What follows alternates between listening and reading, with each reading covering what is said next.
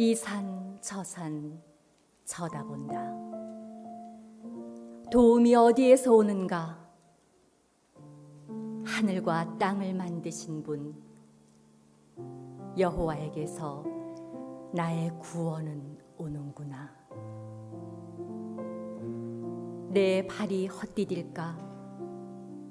여호와 너를 지키시며 졸지 아니하시리라. 이스라엘을 지키시느니 졸지 않고 잠들지도 아니하신다. 여호와는 너의 그늘, 너를 지키시느니 여호와께서 내 오른편에 서 계신다. 낮에 해가 너를 해치지 않고 밤에 달이 너를 해치지 못하리라. 여호와께서 너를 모든 재앙에서 지켜주시고 내 목숨을 지키시리라. 떠날 때에도 돌아올 때에도 너를 항상 지켜주시리라. 이제로부터 영원히. 아멘.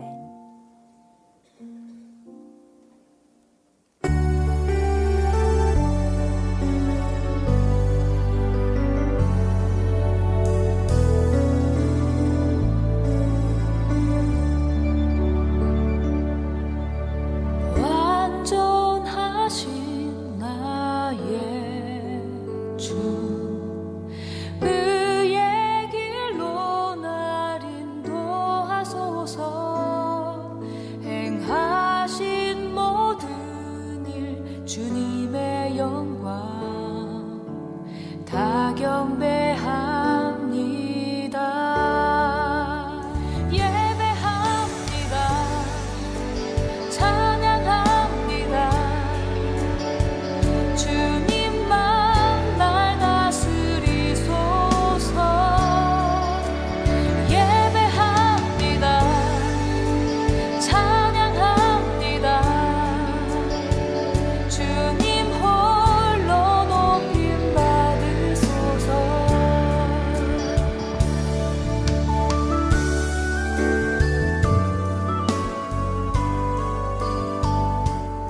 천지 만물을 창조하시고 우리의 삶의 주인 되신 전능하신 하나님 앞에 예배하러 오신 여러분들을 다시 한번 주님의 이름으로 환영합니다. 박수로 하나님 앞에 영광을 돌려드리겠습니다. 예배하면 성경에서 기억되는 가장 중요한 인물이 아마 다윗이 아닐까요? 만약 그 시대에 그 기네스라고 하는 세계의 모든 기록들을 이렇게 모아서 정리하는 그런 그 협회가 있었다면 아마 다윗이 드린 예배는 모든 면에 기록적인 기네스북에 기록될 만한 예배가 아니었을까요? 그가 드렸던 소의 숫자, 정말 상상조차 할 수 없는 그 양의 숫자들, 그리고 한 번에 드렸던 예배 가운데 가장 많이 5만 마리 정도의 짐승을 주님 앞에 희생해서 드렸던 그날의 예배를 비롯해서 정말 다윗의 예배는 그 자체가 새로운 기록들로 가득 차 있었습니다. 다윗은 말 그대로 예배의 사람이었죠. 그런데 놀랍게도, 정말 놀랍게도 그 예배의 사람 다윗이 정의하고 있는 예배에 대한 생각은 우리를 정말 소스라치게 놀라게 합니다. 그의 고백 가운데 시편 51편 16절을 보면 그는 이렇게 말합니다. 주께서는 제사를 기뻐하지 아니하시나니 그렇지 아니하면 내가 드렸을 것이라. 주는 번제를 기뻐하지 아니하시나이다. 이런 거죠. 하나님, 나 오늘 예배 안 드릴 거예요. 왜냐하면 그냥 드리는 예배를 하나님이 기뻐하지 않는다는 걸 내가 알기 때문입니다. 예배를 거부하는 거예요. 스스로 예배를 드리기를 거부합니다. 그 이유는 하나님이 받으시는 것은 예배가 아니라 그 예배에 드려지는 나의 마음, 예배를 드리는 나의 자세라는 것을 다윗은 정확히 알고 있었기 때문입니다. 여러분, 우리가 수천 번, 수만 번의 예배를 주님 앞에 드렸는지도 모릅니다만 정말 그 예배가 하나님이 받으실 만한 예배였을까? 이제 우리는 다윗의 고백 앞에 조심스럽게 답을 해야 될 때가 된 것 같습니다. 그래야 이 예배가 우리의 평생에 단 한 번, 아니 가장 아름다운 인생의 예배로 남을 수 있기 때문이죠. 그러면 하나님이 정작 기뻐하시는 예배는 어떤 걸까요? 주께서 구하시는 제사는 상한 심령이라. 하나님이요 상하고 통회하는 마음을 주께서 멸시하지 아니하시리이다.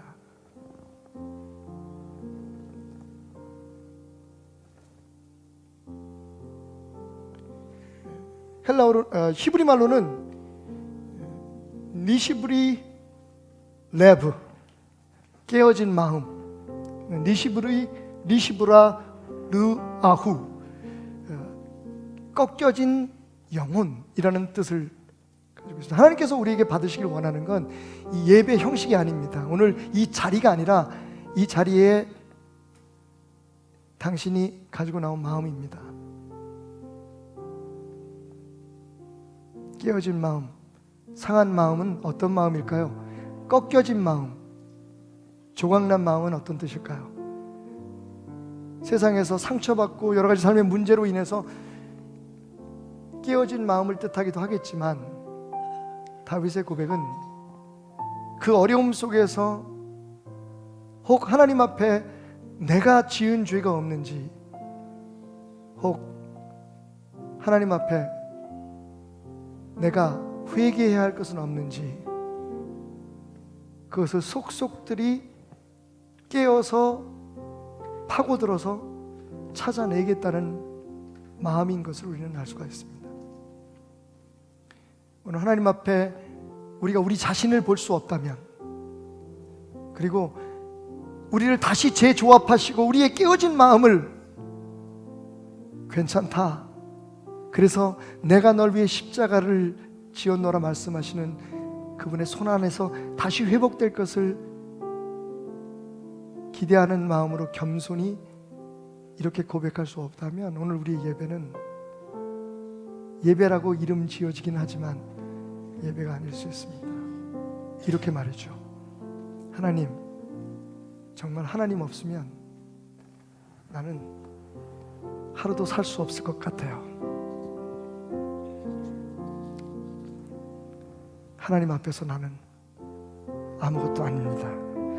내 길을 인도하시고 내 걸음을 지키시며 내 삶을 통해 영광 받으소서.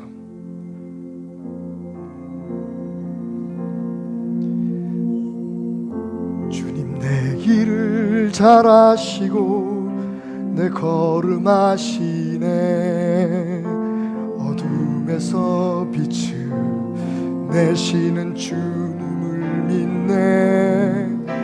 무엇으로 주를 섬길지 어디로 가야 할지 헤매이는 나를 아시고 길을 여시네. 내 삶은 주의 것, 내 삶은 주의 것, 온전한 신뢰를 주께 드리네. 보이지 않아도 믿음으로 얻네.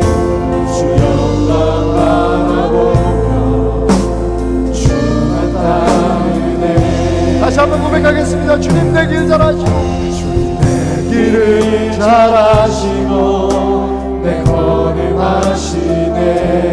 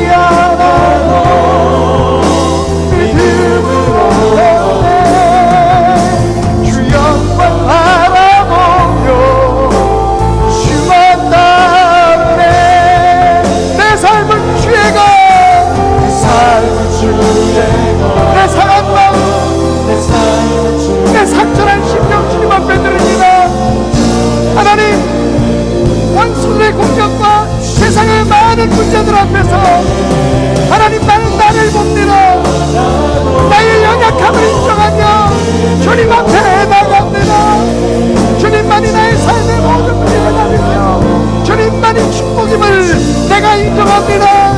아멘. 내 삶은 주의 것, 내 삶은 주의 것, 전한 신뢰를 주께 드리네. 아멘. 믿지 않아도 믿음으로만 주만 바라고 주만 따르네. 아멘. 완전하신 하나님, 완전하신 나의 주. 우리 모두 자리에서 일어나서 하나님을 찬양할까요? 그의 길로 우리의 찬송과 찬양과 높임을 받으시 합당하신 하나님, 완전하신 하나님 앞에 우리의 삶을 드립니다. 다시 모르는 주님의 영광 가격대합니다.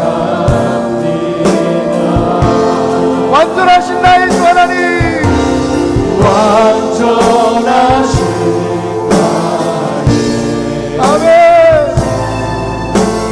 주의 길로 날 인도하소서. 다시 모든 주님의 영광 가격대합니다. 예배합니다. 찬양합니다. 주님만 날 바라주옵소서. 예배합니다. 찬양합니다. 주여, 주님 홀로 높임 받으소서. 예배합니다. 주님을 찬양하며 놀랍고 놀랍니다. 놀란 은혜를 찬양합니다. 나를 다스리시고 할렐루야 할렐루야 할렐루야. 우리 오른손을 높이 들고 함께 찬양합시다. 주님 앞에 우리의 모든 상한 마음 주님 앞에 우리의 모든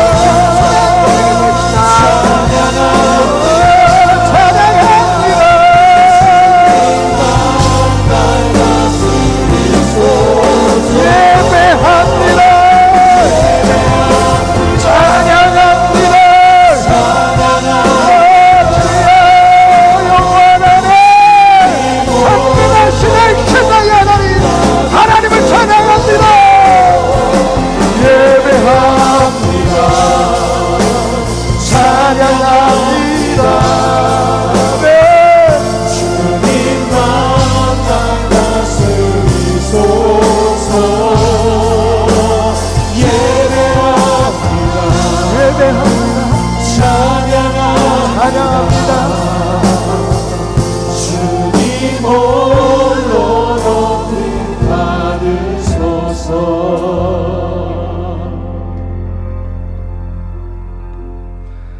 나 같은 죄인 살리신 주내 불러 주내 놀라와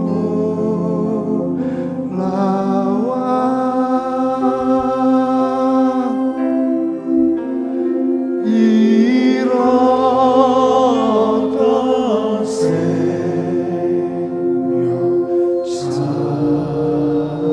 찾았고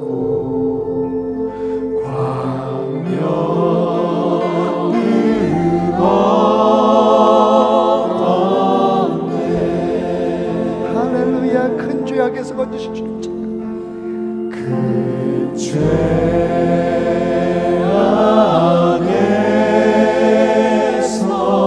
건지신 주를 내 고마워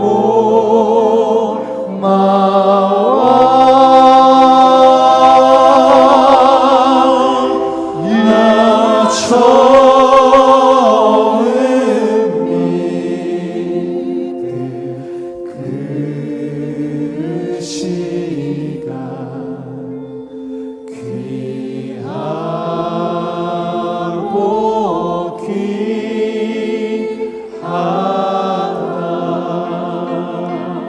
할렐루야로 찬양합니다.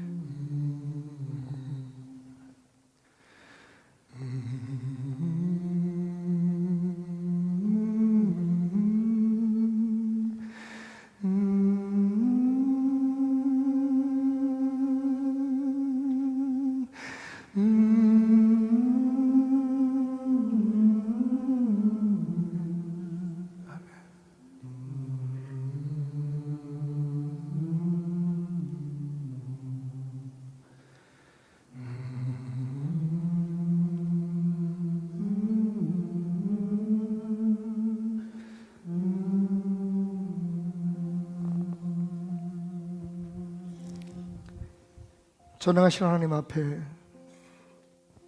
우리의 몸과 마음과 우리의 찬양과 우리의 기도를 올려드립니다.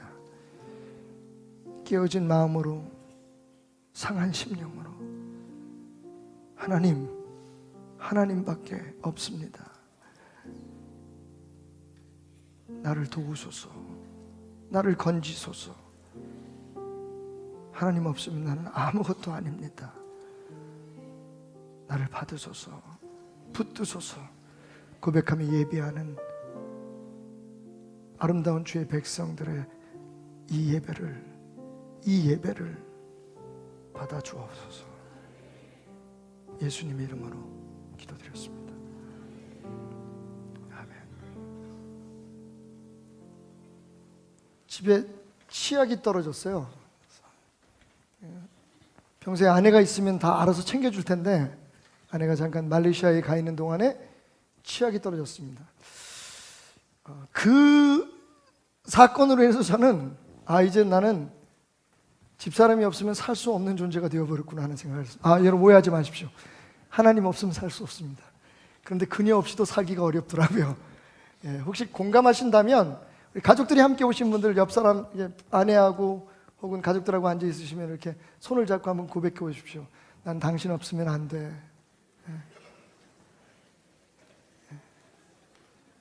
왜 이렇게 쑥스러워하세요? 다시 한번 고백하겠습니다. 나는 당신 꼭 있어야 돼. 근데 그렇게 답하시면 안 되죠. 그러니까 평소에 잘해 이 사람아. 그거 아니에요, 그렇죠? 그러면 안 돼. 그러면 그래 여보, 항상 곁에 있을게요. 자, 우리 다시 한번 제대로 해볼까요? 시작.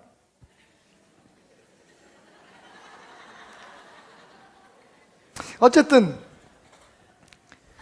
정말 그 놀라운 사실에 대해서 나는 그 사람에게 이미 적응되어 있구나. 그래서 어떻게 할까 생각을 하다가 여러분이 잘 아는 그 큰 무슨 코너마켓에 가게 됐어요. 가서 이제 제가 쓸 치약 그리고 어머님이 쓸 치약을 이렇게 찾으려고 보는데 여러분 이게 웬일입니까? 거기 정말 말 그대로 수백 개의 치약이 쫙 있는 거예요. 뭐 잇몸 치료를 위해서 필요한 치약, 이름도 다 달라요. 무슨 구취를 예방해주는 치약, 뭐 치주염, 뭐 혹은 풍치를 뭐 완화시켜주는 치약, 또 이를 희게 만들어주는 무슨 미백 치약, 뭐 치약이 얼마나 많은지. 그래서 제가 그 앞에서 이건 뭘 써야 되지, 뭘 골라야 되지? 라고 고민하고 있다가 어떻게 했을까요? 여기요! 누구 좀 도와주세요! 그랬더니 젊은 직원 하나가 달려오더라고요. 조끼를 입고 달려와가지고 손님 뭘 도와드릴까요? 그래서 이 많은 치약 중에서 어느 게 제일 좋은지 모르겠어요. 어떤 치약이 좋아요? 그럼 물어봤어요. 그랬더니 이 직원이 웃으면서 하는 말이 저도 몰라요. 그냥 아무거나 가져가세요. 치약이 치약이죠 뭐. 그래서 둘이 깔깔깔깔 웃었어요. 그리고 어떡합니까? 갔으니까 치약을 사와야죠.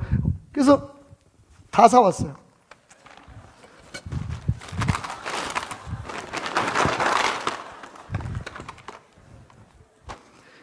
자, 오늘 예배 후에 집에 치약이 떨어지신 분, 특별히 아내가 멀리 여행을 가신 분들은 오시면 제가 확인하고 드릴 텐데, 오실 때는요 여러분 이력서와 함께 주민등록 등본 2번을 오늘 요즘 인터넷에 다 뜰 수 있으니까, 그리고 명함판 사진 12장을 가져오시면 제가 아니 이건 농담이고요, 필요하신 분들은 여러분의 필요에 따라서 가져가시기 바랍니다. 여러분, 오늘 우리가 사는 세상은요 답이 없어서 문제가 아니에요. 해결책이 없어서 문제가 아닙니다. 솔직히 말하면 너무 많아요. 그런데 이게 사실은 완전한 해결책이 될 수 없다는 게 문제입니다. 세상에 무슨 문제가 생기면요 사람들이 와서 조언을 해요. 이렇게 해보세요, 저렇게 해보세요. 아니 몸이 뭐 당뇨에는 이게 좋더라 저게 좋더라 뭐. 근데 저는 항상 고민해요. 도대체 그걸 얼마나 먹어야, 그죠? 몸에 뭐가 좋다면 도대체 그걸 얼마나 먹어야 그게 효능이 날까? 하여튼 꾸준히 먹어야 된대. 꾸준히 써보면 된대. 여러분, 아마 오늘 시편 121편을 기록한 그 최초의 기록자도 저와 같은 심정이었을 것 같아요. 삶에 여러 가지 문제를 안고 그 문제의 해결책이 된다는 수많은 것들을 찾아가 보고 도전을 해보고 그리고 애를 써봤습니다. 그런데 별로 신통치 않았던 것 같아요. 문제가 해결되지 않았습니다. 오랫동안 혈루병을 앓던 여인이 예수님을 찾아왔던 것처럼 성경은 이렇게 말하죠. 오랜 질병으로 인해서 많은 의사들을 찾아가 봤지만 도움을 받지 못하고 오히려 더 악화되었다고. 그런데 여러분, 더 심각한 문제가 뭔지 아십니까? 그래서 교회를 나온 거예요. 누가 얘기하는데 어느 교회 가면 그 목사님이 안수해주면 난다더라, 뭐 어느 교회 다니기 시작하면 뭐 3년 만에 해결이 된다더라, 뭐 교회만 나가면 다 되는 거예요. 그래서 이 사람이 지금 성전을 찾아오고 있습니다. 그런데 이게 한두 번이 아니에요. 여러분, 참고적으로 오늘 이 시에는 어떤 표제가 붙어 있냐면 성전을 오르는 노래라고 그 부제가 붙어 있어요. 정확히 말하면 이 성전이라는 말이 원래는 없습니다. 그냥 올라가며 부르는 노래라고 하는 타이틀이 붙어 있는데, 당연히 올라가면 어디로 올라가겠어요? 성전으로 올라가겠죠. 성전이라면 어딜까요? 이스라엘 백성들이 1년에 최소한 3번은 꼭 의무적으로 올라야 하는 예루살렘 성전을 뜻하는 것일 겁니다. 사실은요, 이 시편 120편부터 15편, 이어지는 15편의 모든 시편이 성전을 오르면서 이스라엘 백성들이 절기 때마다 성전을 오를 때 한 계단 한 계단 오르면서 불렀다고 하는, 예루살렘 성전까지 가는데 15개의 계단이 있었대요. 그러니까 그 계단을 하나하나 오르면서 불렀던 노래다라고 알려져 있습니다.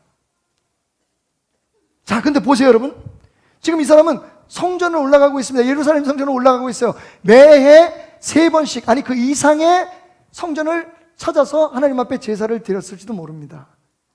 유월절, 그리고 맥추절, 그리고 수장절, 이 3번은 꼭 가야 돼요. 이스라엘 백성들은 어디에 있든지, 해외에 있든지 뭐 지방에 있든지 꼭 하나님 앞에 가서 예배를 드려야 되는데, 어느 절기인지는 모르지만 하나님 앞에 예배를 드리기 위해서, 제사를 드리기 위해서 지금 자기의 삶의 모든 문제를 안고 마음의 상처를 안고 지금 계단을 오르고 있습니다. 성전을 오르면서 고개를 들어서 산을 바라봅니다. 그리고 묻죠. 나의 도움이 어디서 올꼬?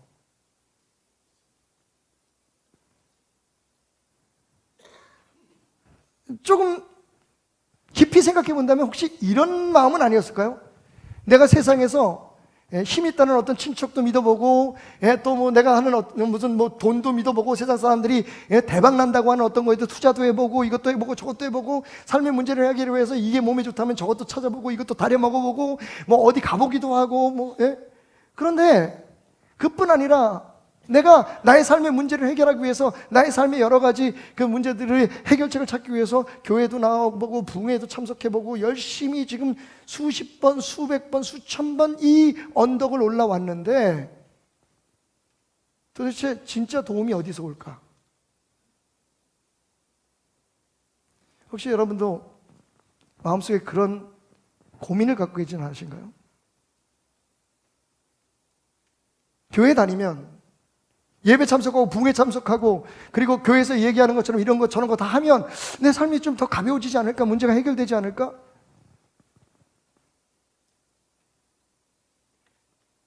그런데 여전히 나는 아프고 힘들고 내 삶엔 기쁨이 없고, 거기 끝이 아니라 계속 지속되는 이 희망 고문 때문에, 그죠? 교회가 왜 이래? 목사가 왜 저래? 자꾸만 내 마음에는 불평과 불만이 생기는 거죠. 처음에 예수님을 만나고 처음에 구원받은 그 은혜, 그 사랑을 경험했을 때 그 감격, 처음에 성령 체험하고 그 뜨거웠던 그 마음은 사라져버리고 점점 이거 내가 교회 나오는 게 무슨, 교회 좀 옮겨볼까? 교회 오늘 교회 가서 뭐가 어떻게 되는데? 오늘 말씀에서 여러분, 우리를 궁금하게 하는 세 가지 문제가 있습니다. 다시 말씀을 돌아가 볼까요?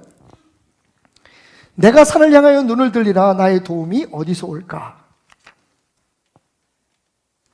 나의 도움은 천지를 지으신 여호와에게서로다. 1절과 2절이죠. 이것을 우리 김희선 성도님이 오늘 은혜롭게 낭송해 주신 공동번역으로 읽어보면 이렇습니다. 이 산 저 산을 쳐다본다. 도움이 어디서 오는가? 그리고 시인은 이렇게 고백하죠. 하늘과 땅을 만드신 분 여호와에게서 나의 구원은 오는구나. 자, 궁금한 점은 이겁니다. 도대체 지금 이 시인이 바라보고 있는 그 산과 도움은 무슨 관계가 있을까? 왜 산을 바라보면서 도움을 찾고 있느냐 하는 거죠. 이런 생각할 수 있어요. 우리가 보통 하나님으로부터 도움을 찾는다면, 하나님을 구하는 거라면 어디를 바라봅니까? 산을 바라봅니까? 하늘을 바라봅니까? 이렇게 얘기할 수 있어요. 산 넘어서 하늘을 바라보고 있었겠지. 내가 산을 향하여, 그러니까 산만 봤나? 산 너머에 그 하늘을 바라보며 하나님의 도움을 구한 거 아닐까? 그런데 여러분, 조금만 그 생각을 붙드시고요. 제 설명을 좀 들어보십시오. 지금 분명히 이 시인은 산에서 도움을 구하고 있는 거예요. 왜냐하면 두 번째 우리가 가질 수밖에 없는 궁금증이 우리에게 그것을 생각하게 합니다. 자, 여기서 산이라고 번역된 이 말은, 그죠? 우리 개역개정에는 산이라고 했죠. 내가 산을 향하여 눈을 들리라. 단수로 되어 있죠. 그런데 원래 히브리 성경은 단수가 아니라 복수입니다. 다시 말하면 내가 산들을 바라본다. 그리고 묻는다. 내 도움이 어디서 올까? 그래서 공동번역에는 이 산 저 산 바라본다. 도움은 어디서 올까? 그러니까 지금 이 시인이 산에서 도움을 구하는 거예요. 산을 바라보면서 도움을 찾는 거예요, 지금. 그죠? 영어 성경 NIV에 보면 이렇게 나와 있습니다. I'll lift up my eyes to the hills. 우리가 말하는 그 높은 산도 얘기하는 것 같지 않고, 그 높은 산과 그냥 언덕, 구름 그 사이 중간쯤 되는 어떤 hills, 분명히 영어로 hills라고 얘기하고 있어요. 복수입니다. 그게 원래 원문이에요. 그러니까 내가 내 눈을 들어서 산들을 바라본다. 그리고 거기서 도움을 찾는다라는 뜻이 되겠죠. 두 가지 궁금증이에요. 하나는 왜 산에서 도움을 찾을까? 그리고 왜 이 산은 복수로 되어 있을까? 한 가지 더 궁금한 게 있는데, 그게 뭐냐면 아까 영어로 제가 읽을 때 여러분들이 눈치채셨는지 모르겠지만 I'll lift up my eyes to the hills. 더라는 정관사가 붙어 있어요. 이 더라는 말이 붙으면 여러분이 잘 알겠지만, 학교에서 공부하실 때 들으셨겠지만, 이 더라고 하는 말이 붙으면 어느 특정한 산을 뜻하는 거예요. 그러니까 내가 아는 거예요. 듣는 사람도, 이 성경을 읽는 사람도, 그리고 물론 쓴 사람은 당연히 얘기만 하면 그 산이 어딘지 아는 거예요. 이게 도봉산인지 북한산인지 그죠? 그 산인데 이 산은 그냥 막연히 높은 산을 바라보면서 참 내가 어디서 도움을 찾을까 이런 게 아니라 정해져 있는 알고 있는 특정한 산들을 바라보면서 내가 도움을 구하고 있다는 거예요. 세 가지의 궁금증입니다. 자, 이것은 우리에게 어떤 답을 주냐면요, 지금 이 시인이 바라보고 도움을 청하는 그 산은 어디냐? 예루살렘 성전이 있었던 바로 시온, 예루살렘을 뜻하는 것이다. 성전을 올라가면서 중간에 멈춰서서 이렇게 얘기하는 거예요. 오늘도 또 교회 가네. 오늘은 또 무슨 일이 있을까? 그래, 오늘 내가 하나님 만나야지. 내가 오늘 기도하고 응답 받고 와야지. 안 되면 목사님한테 가서 안수라도 해달라 그래야지 뭐. 헌금을 좀 과하게 해볼까? 내가 교회 다닌 지 20년 된 30년 됐는데 내가 드린 예배가 몇 번인데 왜 응답이 없지?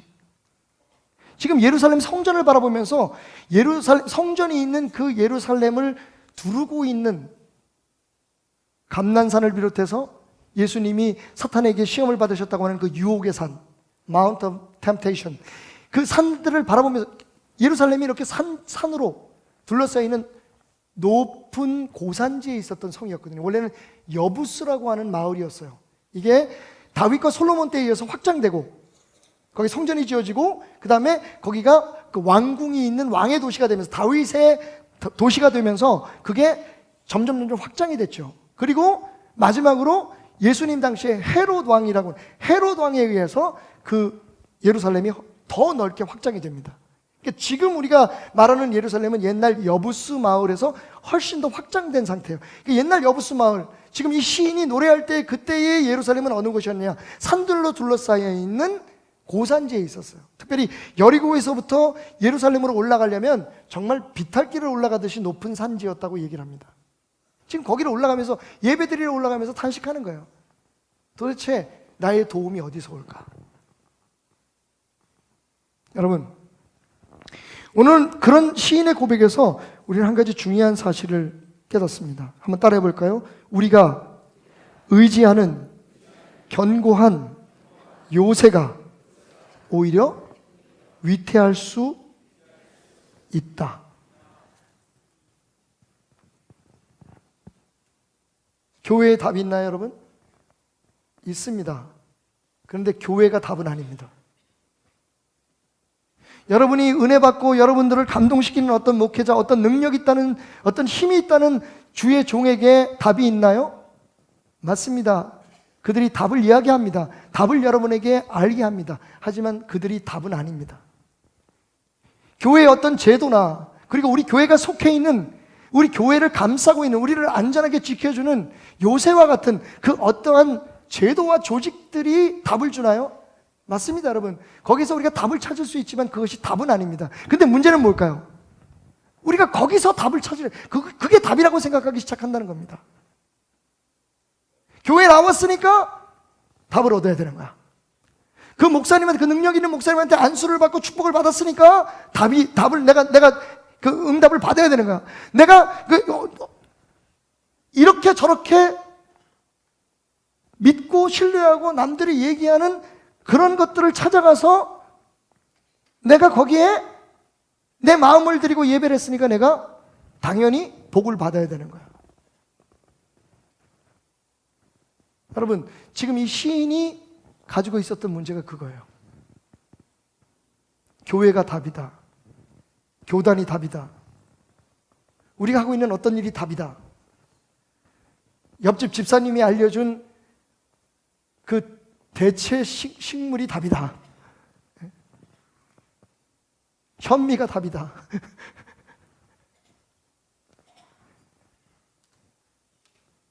우엉 삶은 물을 먹어봐라.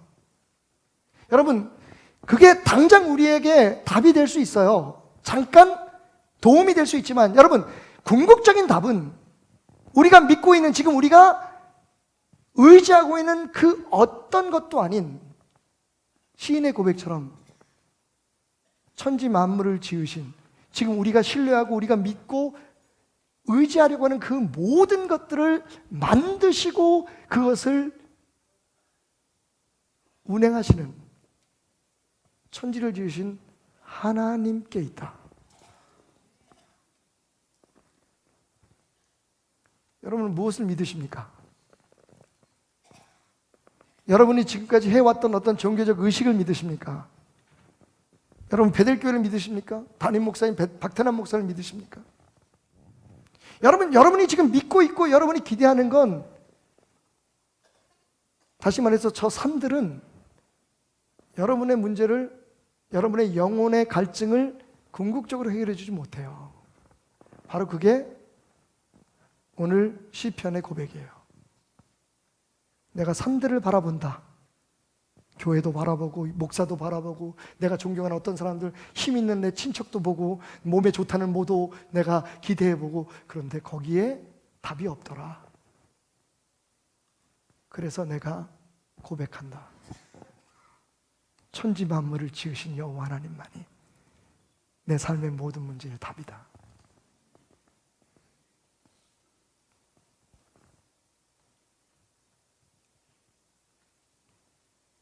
우리는 예수를 찾아서 와가지고는요, 다른 데 지금 마음이 다, 우리 시선이 지금 분산돼 있어요.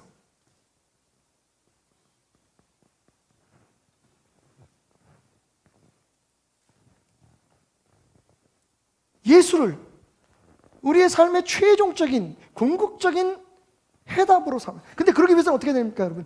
긴 숨으로 하나님을 따라가야 돼요. 한번 따라해보시다. 긴 숨으로 하나님을 의지하자. 이 무슨 뜻인지 제가 조금 경망스러워 보일 수 있지만 제가 설명을 드리기 위해서, 제 특기가 그거니까. 하나님을 이렇게 믿지 말라고요. 그냥 지금 문 앞에 있는 문제를 보고 이게 잘 되면 하나님 도우셨다, 이게 안 되면 이게 하나님이 나를 버리셨나 보다, 왜 하나님이 내게 응답하지 않을까. 이 짧은 숨으로 믿으면 숨 차요. 말 그대로. 아유, 정말 숨 차네. 긴 숨으로 믿으시라는 거예요. 여러분 요셉을 보세요. 요셉의 삶의 모든 일이 정말 잘 돼서 잘 됐습니까? 하나님이 요셉을 지키시고 온 이스라엘을 구하시고 우리 인류를 구하시기 위해서 하나님의 구원의 도구로 삼으셨지만, 여러분 긴 안목에서 그를 도우신 거죠. 그의 삶 속에 있었던 그 수많은 아픔들과 슬픔들, 형제들에게 팔려가고 억울하게 옥에 갇히고, 이 모든 것들을 통해서 하나님께서 마침내 구원의 역사를 이루심을 여러분 믿으시기 바랍니다. 우리의 삶도 마찬가지예요. 하나님을 긴 숨으로 믿어야 되는 거예요. 또 그래서 하나님이 그렇게 우리에게 역사하시는 것이 믿어지지 않는다고 자꾸만 사람 의지하고, 무슨 어떤 기관을 의지하고, 교회라는 제도를 의지하고, 이 건물을 의지하고, 사람을 의지하고, 교단을 의지하고, 그러니까 우리의 삶엔 진정한 답이 없는 거예요. 이렇게 많은 해답이 있는 것 같은데 정말 내게 필요한 게 뭔지를 모르는 거예요. 내가 이 산 저 산을 바라보며 답을 찾는다. 그런데 나는 깨닫는다. 나의 도움은 오직 하나님께로부터 오는구나. 하나님이 하나님. 우리의 모든 짐을 지시고 우리의 모든 죄를 대속하시기 위해서 십자가에 피 흘려 죽으신 예수 그리스도, 하나님이 답인 거예요. 자, 우리 한번 이거 해볼까요? 지난주에 우리 시청광장에서, 서울광장에서 외쳤어요. 다 같이.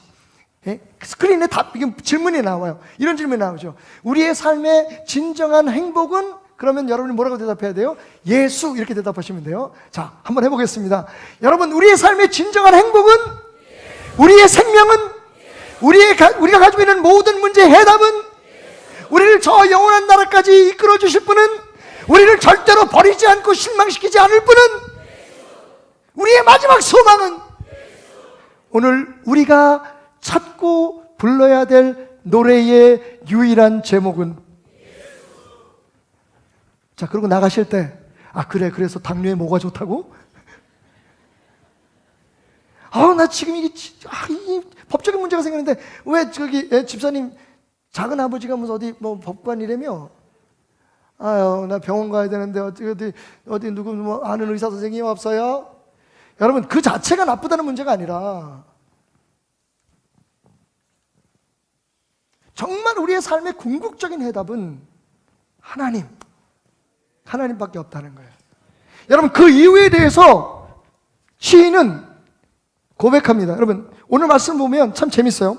처음에 1절과 2절은 내가 산을 향하여 답을 찾습니다. 그리고 내가 고백합니다. 나를 도우실 분은 여호와로다. 그 다음에 3절부터는요 싹 분위기가 바뀌죠.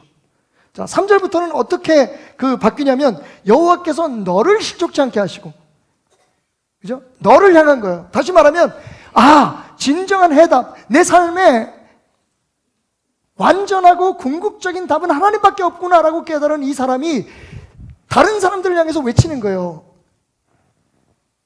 나와 여러분이 그 하나님을 의지하고 그 하나님에게서 도움을 청해야 될 이유가 여기 있다. 5가지입니다. 첫째, 그분은 천지를 지으신 여호와이기 때문이다. 아멘. 2절 말씀입니다. 천지를 지으셨다는 건 뭐예요? 그분을 가로막고 그분을 방해할 수 있는 것이 세상에 없다는 거예요. 그분은 천지를 지으신 창조주시며 할렐루야, 온 우주 만물을 지금도 소유하고 운행하고 계시는 만군의 주 하나님이십니다. 그러니까 그 하나님이 도우시면 그 어떤 문제도, 어떠한 아픔도, 어떠한 상황도, 어떠한 적들도 우리를 공격할 수 없다는 겁니다. 그러니까 하나님 안에서 답을 찾으라는 거예요. 당장 어떤 먹을 것이, 어떤 의지하는 사람이, 우리가 무슨 돈이, 어떤 지위가 우리를 도움을 줄 수 있는 것 같지만 그것이 우리의 영혼의 문제를 해결해 주거나 우리를 행복하게 해줄 수 없다는 거예요. 오직 하나님, 천지를 지으신 하나님만이. 2번째, 그분은 우리를 실족지 않게 지키시는데 어떻게 해요? 밤낮 졸지도 않고 주무시지도 않고. 할렐루야. 3절과 4절 말씀 보면 여호와께서 너를 실족하지 않게 하시는데 그분은 너를 지키는 자는 졸지도 않고 주무시지도 않겠다. 여러분, 무슨 얘기예요? 24시간 순간순간 우리에게서 눈을 떼지 않으신다는 거예요. 뭘 하기 위해서? 우리가 실족하지 않게 하기 위해서. 실족한다는 말이 뭐죠? 발 헛디디고 미끄러지고 넘어지지 않게 하기 위해서. 이 영적으로 보면 우리가 죄 짓고 실수하는 것에 대해서 하나님께서 지금 지키신다는 겁니다. 그리고 우리가 잘못했더라도 하나님 앞에 회개하면 언제든지 우리를 다시 바른 길로 인도하십니다. 그가 자기 이름을 위하여 의의 길로 우리를 인도하시는도다. 3번째는요, 그분께서 우리의 오른쪽에서 그늘이 되어주시고, 그래서 밤의 해와 낮의 달이 우리를 상치 못하게 하실 거라는 겁니다. 여러분, 여기서 그늘이라는 말은 히브리 말로 방패라고 하는 의미도 있어요. 하나님께서 우리를 지켜주시는데 어디에서? 낮의 해에서, 밤의 달에서. 이것은 무엇을 뜻하느냐? 여러분, 이 팔레스타인 가나안에서 해는 말할 것도 없이 뜨거운, 그죠? 일사병 혹은 가뭄의 원인이 되죠. 그럼 달은 뭘까요? 여러분, 달은 그 당시에 혹시 여기 루나틱이라는 말을 들어보십니까? 예. 루나틱스라는 말이 있어요. 정신병자. 예. 정신 이상자를 영어로 얘기할 때 루나틱스라고 얘기합니다. 예. 루나틱스라는 말은 달의 신인 루나라고 하는 말에서 온 거예요. 옛날 사람들은 이 달이, 그죠? 이 달을 오래 보고 있거나 달이 휘황찬란하게 떴을 때에 많은 사람들이 보이지 않는 정신적인 고난과 고통을 받고 심지어는 광기를 보인다고 생각해요. 그래서 그런지 여러분, 늑대 인간은 언제 나타나요? 드라큘라는 칼 물고 나타나시는 그 아가씨는 언제 나타나요? 꼭 밤에 달이 있을 때 나타나요. 이게 루나틱스라는 말이 그런 뜻이에요. 그러니까 다시 말하면 낮이나 밤이나 눈에 보이는 위험이나 그렇지 않은 것이나 육신적인 고통이나 아니면 우리의 심리적인 영적인 고통까지도 하나님께서 어떻게 하신다고요? 지키신다는 거예요. 그래서 하나님을 의지할 수 있는 거예요. 하나님이 답이라는 거예요. 여호와께서 너를 지켜. 4번째는 여호와가 너를 지켜 모든 환난을 면케 하신다. 근데 모든 환난 가운데 궁극적인 것은 뭐냐 하면 내 영혼을 지키신다고 얘기하는 거예요. 그러니까 우리가 살아가는 동안에 우리의 육신의 문제, 정신적인 문제뿐만 아니라 하나님께서 저 영원한 나라 갈 때까지 우리의 영혼, 그래서 제가 말씀드렸죠. 하나님을 긴 숨으로 의지해라. 당장 일어나는 일들에 대해서 하나님 도와주세요. 중요하지만 혹시 하나님이 그분의 뜻 가운데 우리에게 어떤 연단과 고난을 주실지라도 믿고 따라가라. 왜냐하면 그분은 우리의 육신과 삶만 지키는 게 아니라 우리의 영혼을 지켜주시는 분이기 때문이다. 그러니까 절대로 그분은 우리를 버리지 않아요. 오늘도 걷는다 많은 정처 없는 이 발길. 여러분, 그 정처 없는 발길, 하나님을 믿는 사람은 절대로 정처 없는 발길을 걷는 거 아니에요. 우리 인생이 여정이라고 얘기하면 그 끝은 할렐루야 하나님 나라예요. 그러니까 긴 숨으로 믿어야 돼요. 모든 것을 합하여 선을 이루시는 하나님을 신뢰하고 나가는 게 믿음이라는 거예요. 지금 당장 뭘 의지하고 세상 의지하고 뭐 무슨 제도를 의지하고 좀 잠깐이에요, 여러분. 마지막 5번째로 우리가 하나님을 신뢰하고 하나님만이 답이다라고 믿을 수 있는 건 여호와께서 너희 출입을 지금부터 영원히 지키시라. 여러분 아까 공동 번역에서 우리 집 성도님께서 낭독하실 때 들었잖아요. 저는 그 부분이 되게 좋더라고요. 너희가 떠나갈 때에도 돌아갈 때에도 돌아올 때에도 그가 너희를 지키리라 영원히. 떠날 때에도 돌아올 때에도. 제가 아까 왜 유행가를 불렀는지 아십니까? 우리 길이 나그네 길 같아요. 그러니까 저는 이게 떠나갈 때 나갈 때 출입이라고 표현하고 있는데 이게 저는 이렇게 생각돼요. 이 세상에 문을 열고 들어올 때 우리가 태어날 때 그리고 다시 아버지께로 돌아갈 때 그때까지 하나님께서 어떻게 영원히 지켜주신다는 거예요. 여러분, 우리 교회는 그 예수를 답으로 전할 수 있는 교회가 됐으면 좋겠습니다. 그 하나님이 답이라는 걸 얘기해 줬으면 좋겠어요. 모여서 여기서 다른 얘기하는 것도 중요하고 그리고 우리가 할 수 있으면 서로 뭐 경제적으로도 좀 돕고 또 힘들고 그러면 좀 우리가 서로 위로하고 그리고 뭐 자녀 교육에 있어서 조언도 하고 다 좋지만 근데 그걸로 끝나면 그게 교회입니까? 결국은 예수에 대해서 증거하는데 우리가 유창해야 돼요. 복음에 유창한 교회가 돼야 되는 거예요. 누가 와서 무슨 문제를 하면 하나님 말씀으로 답해 줘야 되는 거예요. 하나님을 얘기해 줘야 되는 거예요. 근데 모여가지고 다른 얘기 끝나고 그래 우리가 뭐 서로 도와줄게 뭐 어떻게 해줄게 이러면 이게 교회가 교회로서의 책임을 다 못하는 거예요.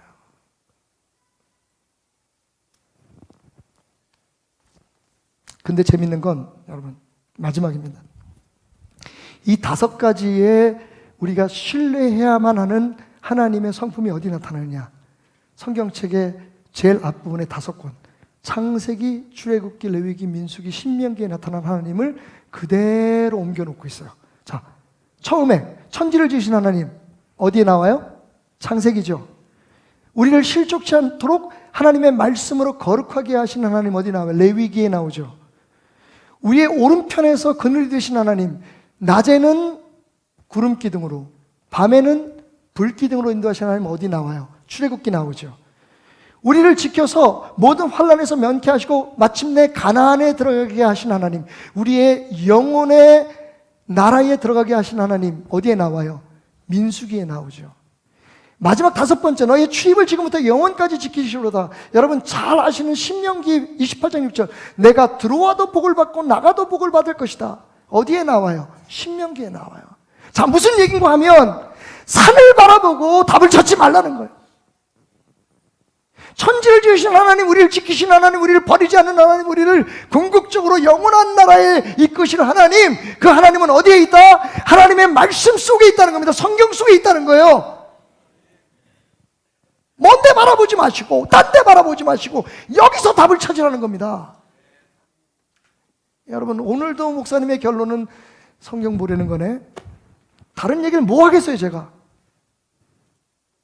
제가 지금 27년째 목회를 하고 있는데 만약 여러분들이 저와 함께 27년 함께 있었다고 해도 아직까지도 이 성경책 걷장 넘기는 게 너무 무거워서 힘드신다면 저는 목회 실패한 겁니다. 제가 여러분에게 하나님을 전하면 얼마나 전할 수 있겠어요? 제가 여러분에게 하나님에 대해서 설명한다면 얼마나 할 수 있겠어요? 제가 무슨 능력이 있겠습니까? 별짓을 다 해도 여러분 스스로가 하나님을 만나고 찾지 않으면 궁극적인 삶의 유일한 유일한 해결책인 하나님 예수 그리스도를 만나지 못한다면, 근데 어디서 그걸 만나요? 매일매일의 여러분의 도움이 되시고 여러분을 지켜주신 하나님을 여러분 성경에서 만날 수 있는 거예요. 말씀 속에서. 그런데 이걸 안 펴요. 찾질 않아요.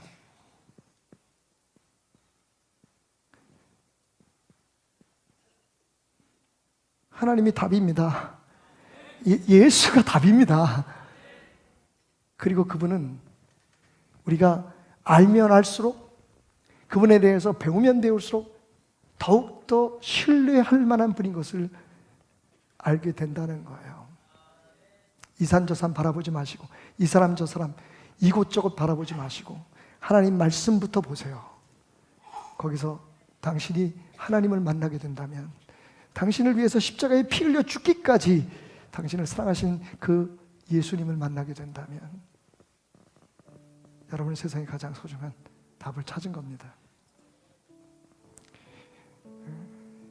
2001년이었죠. 9월 11일, 여러분 잘 아시는 세계무역센터가 테러 분자들에 의해서 공격을 받은 날, 같은 날 여러분 잘 아시는 미국 국방성 건물이죠. 펜타곤, 오각형으로 만들어서 펜타곤이라고 부르는 거기에 아메리칸 에어라인 플라이트 넘버 77, 아메리칸 에어라인 77번 비행기가 추락을 합니다.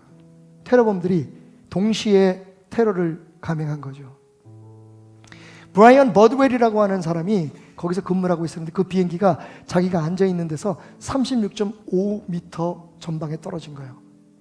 순식간에 주변이 불더미가 되고 자기의 몸을 향해서 그 불이 몰려오는 걸 볼 수가 있었어요. 근데 정말 하나님의 은혜로 그 머리 위에 딱 그 스프링클러가 있었어요. 이게 터지면서 물이 쫙 분사가 되니까 불이 몸의 깊이까지, 가까이까지 다가지 못한 거예요. 그렇지만 화상을 심하게 입어가지고 구출을 받고 난 후에, 구출되고 난 후에 36번의 수술을 감행하고, 그리고 3개월 동안 치료를 받고 기적적으로 퇴원을 합니다. 이 사람이 침실에서 뭘 생각하냐면, 내가 이 나라를 지켜야겠다. 그래서 텍사스의 상원의원에 출마를 해요. 화상을 입고 온몸이 일그러진 모습으로 되죠. 그래서 상원의원으로서 정말 나라의 안보와 그 나라의 그 미국의 평안을 위해서 지금 열심히 일하고 있는데, 이 사람이 하는 간증이 있어요. 많은 사람들이 물어보잖아요. 어떻게 그 불 속에서 그렇게 살아날 수 있었느냐, 두렵지 않았느냐, 이렇게 얘기합니다. 내가 살아난 건 나를 긴급하게 구조해온 구조대원의 힘도 있었지만, 나를 36번이나 수술해준 의사들의 기술도 있었지만, 진짜 나를 살게 한 건 그 불더미에서 나올 때 내 옆에서 마치 자기의 아버지가 죽어가는 것처럼 눈물을 흘리며 내 귓가에 하나님의 말씀을 읽어주던 그 여자 구조대원의 기도 때문에, 그 기도를 드신 하나님이 나를 살려주셨다고 저는 믿습니다. 그때 그 사람이 한 게 뭔가요? 너를 지키신 자는 졸지도 않고 주무시지도 않고 그가 너의 오른편에 그늘이 되어 너를 낮의 해와 밤의 달이 상치 못하게 하리라. 하나님은 너를 지키시는 자라. 하나님은 너를 지키시는 자라.